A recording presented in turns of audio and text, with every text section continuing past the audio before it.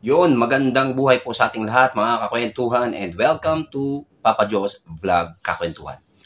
Ang pagkakwentuhan natin ngayon ay tungkol sa powdered seasoning, no? Yung ano nga ba yung pinagkaiba ng mga magagandang brand or mga mamahaling brand kumpara dun sa mga generic brands, no? So, let's go, let's learn, let's watch and let's see.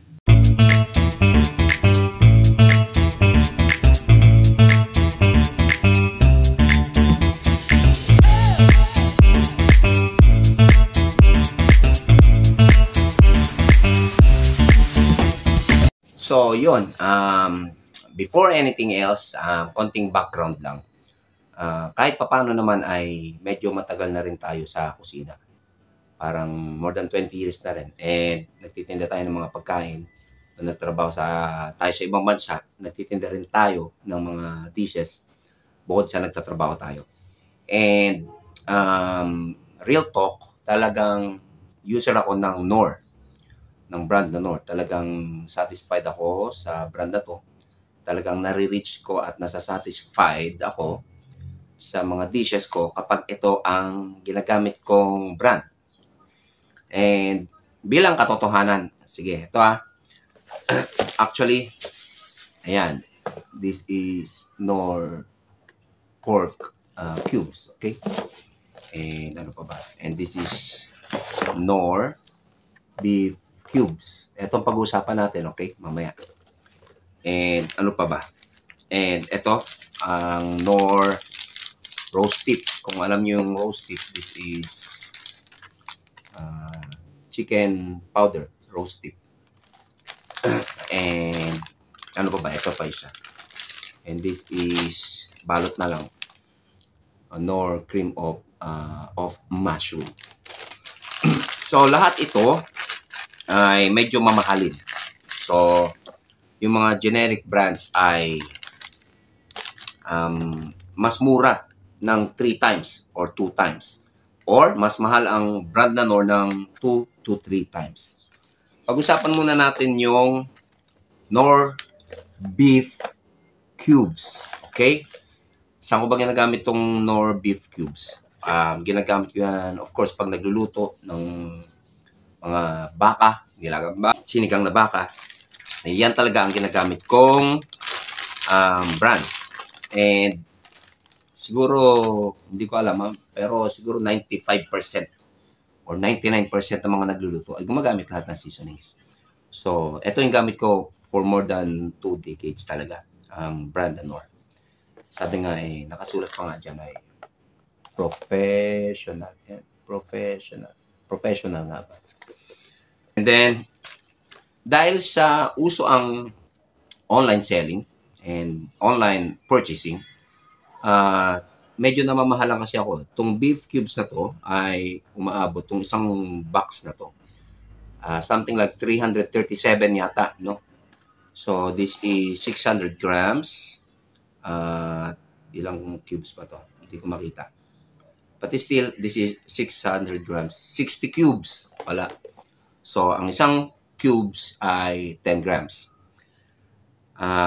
Dahil sa curiosity, so we decided na bumili ng generic. Generic na lang na tawagin natin na beef powder.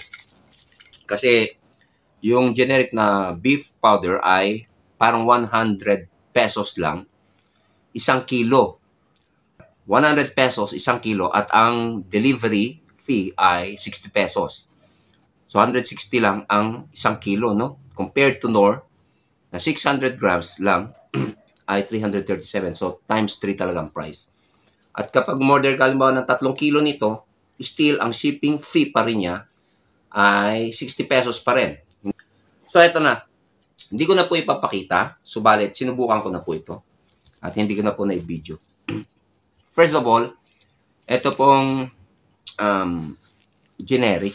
Ito po yung generic. Nung pagkakita ko po ay talagang medyo maitim. No? Dark po talaga yung color ng generic. Although ito ay powder, yung Knorr naman po ay cubes. No? So medyo magkaiba. But still, maitim po yung generic. At napansin ko rin po ay yung buo-buo. Masyadong maraming buo-buo po sa loob. Ayan, kung makikita mo nyo, buo-buo. Para malaman natin yung pagkakaiba o pagkapareho ng lasa niya, ang ginawa po natin ay yung isang Knorr beef cubes, which is 10 grams, ay tinunaw po natin sa 1 cup of water. And then yung 10 grams naman ito, which is equivalent to sa 10 grams ng Knorr beef cubes, ay tinunaw din natin sa 1 cup of water. So, ang kinalabasan, yung generic ay maitim or dark brown. At yung original naman, yung Knorr Professional Beef Cubes ay mas light siya. At doble ang dark, pagka-dark nung generic. Nung tinikman ko po, yung lasa ng generic at ng original, halos pareho. Halos pareho So, walang problema. So, masaya ako at sabi ko ba, tagumpay kasi malaking discount, malaki matitipid ko kapag generic na yung ginamit ko. And ginagamit ko tong beef cubes na to kasi may unli ako, gumagawa ako ng egg beef soup. So nilalagay ko yung Knorr beef cubes. At gumagawa rin ako ng gravy para sa fried chicken. At gamit rin natin sa gravy ay yung Knorr beef cubes din. So, ang nangyari, nung ginamit ko itong generic sa soup, ay doon po talaga magkakaalaman ng difference ng dalawang brands na to. Yung soup po na ginamitan ng generic ay talaga pong malayo ang lasa. Hindi po ma-achieve yung lasa ng tulad ng sa Knorr beef cubes. So, reject po para sa akin. And yung ginamit ko naman siya sa gravy, ganun din, ay para sa akin hindi po pasado ang generic na mga powdered seasoning para sa akin. And specifically, ito pong beef powdered seasoning. Pinatikim ko rin po sa aking anak at malayo po talaga ang lasa. And yon. So, maaari pong iba-iba yung opinion natin. Maaari pong baka sa inyo ay okay yung lasa at ubra. Okay din po yan, sa opinion po ninyo yan. Pero po sa akin, hindi po talaga pareho. Malayo po ang sarap ng original sa generic. At the same time, hindi po ako gagamit na ulit nito para sa aking mga dishes na ibebenta. Although sayang din po itong 1 kilo, no? Para hindi lang masayang to, gagamitin ko na lang yan sa mga dishes ko na pambahay. But kung sa paninda po, ay hindi talaga siya uubra. So, para sa akin, I advise still, kung gusto nyo talaga masarap yung mga dishes nyo, paninda nyo, sa negosyo, sa bahay, ay doon po tayo sa medyo mamahalin.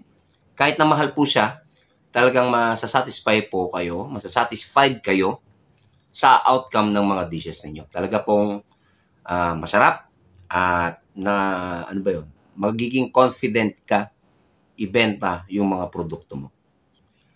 Yon, next time ay susubukan naman natin yung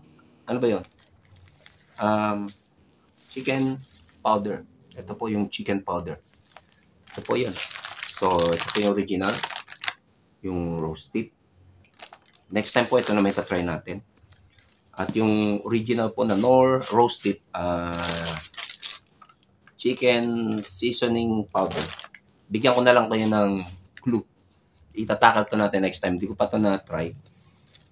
But, ito po yung texture ng original Knorr roast beef chicken powder seasoning. Buhaghag siya at maputla. Maputla po siya. And then, ito po yung chicken powder na generic. Siya po ay napakakulay orange, no? So, I doubt it na talagang kaya niyang tapatan yung sarap ng Knorr roasted chicken seasoning powder. But still, itatry din natin, no? Kasi maliban na subukan natin, hindi natin malalaman. So, abangan nyo po yung aking next video tungkol naman sa chicken powdered seasoning. Ikukumpara ko din po and i-rate natin, i-assess natin kung uubra nga ba at magkalasa. Maraming salamat po. Yan po ang kwentuhan natin for today dito po sa Papa Joe's Vlog Kakwentuhan. Sana po ay may natutunan tayo at nabigyan ko kayo ng idea at kung magagamit po ito ay gamitin. Kung hindi naman po makakatulong ay isnabin na lang. Maraming salamat po. God bless us all and bye-bye.